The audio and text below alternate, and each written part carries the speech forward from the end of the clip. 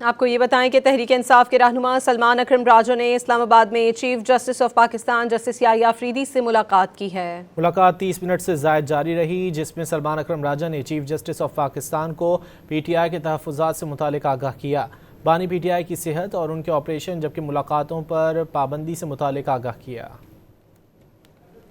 آپ کو یہ بتائیں کہ تحریک انصاف کے رہنما سلمان اکرم راجو نے اسلام آباد میں chief justice of Pakistan justice Yahya Afridi سے ملاقات کی ہے۔ ملاقات 30 منٹ سے زائد جاری رہی، جس میں سلمان اکرم راجہ نے چیف جسٹس آف پاکستان کو پی ٹی آئی کے تحفظات سے متعلق آگاہ کیا، بانی پی ٹی آئی کی صحت اور ان کے آپریشن جبکہ ملاقاتوں پر پابندی سے متعلق آگاہ کیا۔